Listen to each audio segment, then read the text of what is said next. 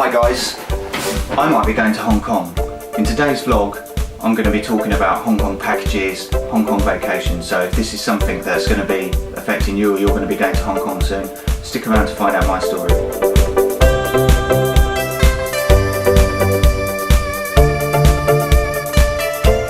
Hey yo guys, today I want to tell you a story about me and my mate Bob. When we were younger we used to do a lot of road trips, mainly around Kent. He was the only one with a car, so we used to just pick a few destinations and we'd work it out on the map. This is before like all smartphones and everything, so we'd just plot our journey and then we'd drive around there, take a few photos, and again that wasn't even on, that was on like these little wind-up cameras, well, real cameras, you know. Well, you probably don't actually.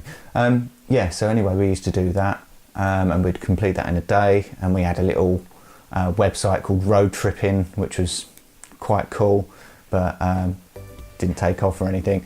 But we, for a long time, have been talking about going to Hong Kong, and this is something, there's like a big trip that we thought would be a great idea to go take photos and just kind of rejuvenate that whole kind of concept that we had when we were younger. Why Hong Kong? Well, I guess probably influenced by myself, because I used to watch all these martial art films and stuff. Not only that, after I finished university, I had been toying with the idea of going out there teaching English for a year, and it was just something I never ended up doing. So, and not only that, because of the Kung Fu films, when I was younger, I had started learning or Teach Yourself Cantonese book with 2 cassettes. So yeah, there was quite a few reasons to go, at least for myself. He bought into it, and it'd been something that we've been talking about for a long time going. Now, what's happened is life's got in the way, you know, both being busy. Now, just recently, for the last couple of years, been married, just had a child, so now it's like, it's not really going to happen. So then what happens? Well, the other day I received a call from him, and I was like, he starts talking about Hong Kong, and I'm like, well, you know, it's a bit off the cards now. Like, in fairness, a year before I managed to get away with 4 holidays because I knew the baby was coming. It's kind of like, let's just get this all out of the way. If you'd have asked me last year, I'd be able to go, but this year, I mean, baby's born. Having a baby's full-time job, so not a chance. Anyway, he's very good at putting a convincing argument in place, and one of his main arguments was, if we don't go this year, then it's certainly not going to happen. So we keep on putting it off until eventually it's just never going to happen. And he doesn't have kids at the moment, and I'm guessing he's kind of thinking along the lines, well, you know, at least one of us is still possible to do. If we can both manage to get away with it, then job's a good one. So the conversation was left there, and started mulling it around in my head. Then I decided to go online and do a few little searches. I mean, money's a bit tight at the moment with, you know, only one of us working, so I was like, well, how feasible is this going to be? So I did a quick search, and one popped up, flights, hotel, about 500 quid. I was like, okay, well, I could probably just whip this on the credit card, you know. No one's going to pay any attention to that. Job's a good one. There's one final obstacle to get around, and that was, of course, my wife Andrea. Now, she is a very reasonable person.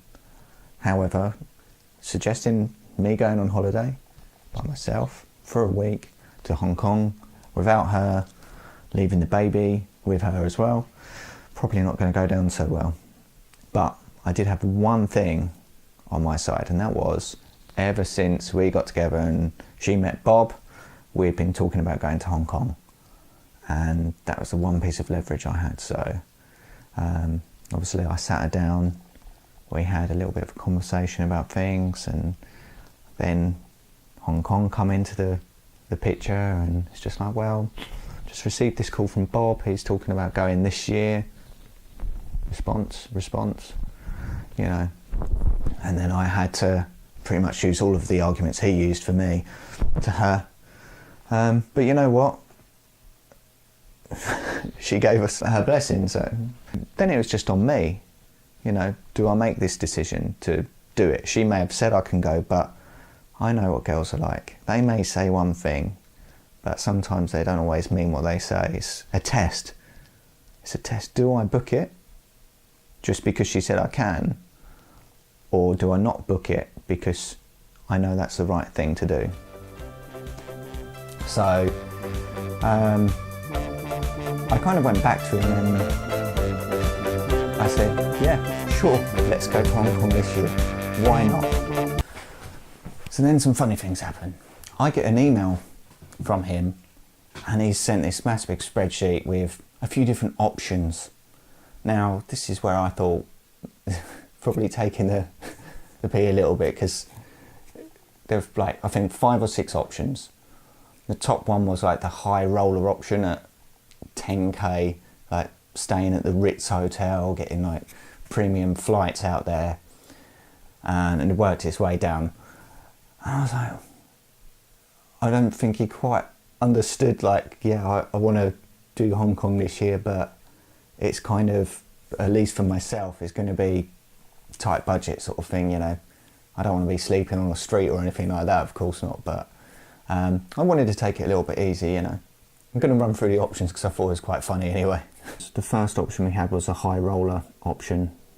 This was like business class flights and staying at the Ritz-Carlton in Hong Kong. It's like totaling 10k per person. I'm assuming he put that in there just for jokes because it's quite ridiculous. Then he's put down a luxury option here. Again, premium flights, but in an economy class and staying at the Kowloon Hotel. A little bit more affordable, just under 2k per person, which actually wouldn't have been so bad if we'd actually both been working and it'd been feasible. He's put down this sensible option, again, flying with BA and staying at an Airbnb, and that's probably quite reasonable actually. But what happened, of course, is because I expressed my concerns about cost, he's put in a few bonus options here as the cheap option, again BA, and a cheaper Airbnb. And then again, just for jokes, he's put in this here, it's a bit of a joker really, old Bob, austerity MK happy option with an Air China transit and staying in some random hotel in the middle of nowhere.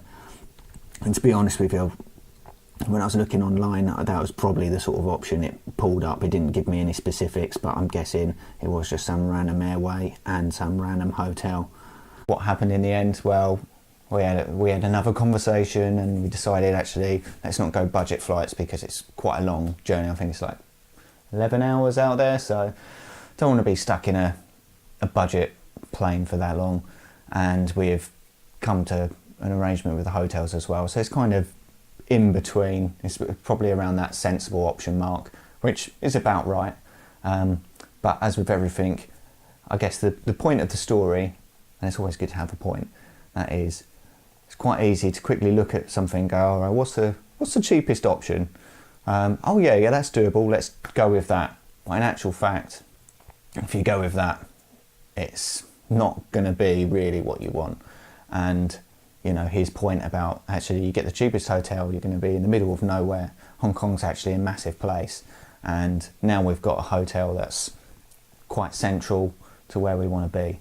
So that's great, and actually really looking forward to going. So it looks like I'm going to be doing my first travel vlog. What?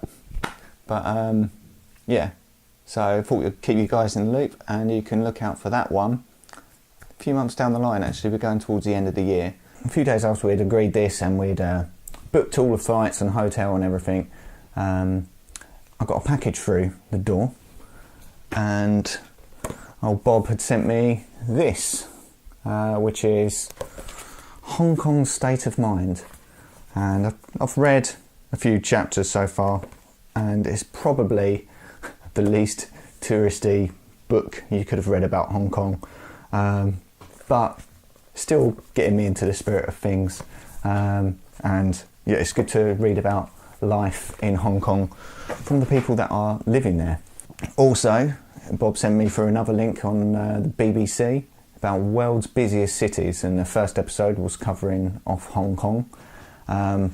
The idea, of course, was to give us some ideas of where we could go and visit, but unfortunately the video highlighted the harbour, and it also highlighted horse racing. Of course, we can go to do that. Apparently it's 85p entrance for the horse racing, so definitely going to go along there. But other than that, I felt as if it didn't really cover a lot for us, so really need some ideas on places to go. If anyone else has been to Hong Kong, not on a business trip, but if anyone else has gone on holiday, please let us know, because otherwise we're going to end up like just wandering the harbour for about 5 days. And yeah, I think that's it really. Actually, talking about these world's busiest cities, the second episode was about Mexico City, so definitely need to tune in and watch that one as well. But because I've been there and that's a really awesome place. So yeah, well, that's that really. I think I'll probably wrap it up here and say thank you guys for watching.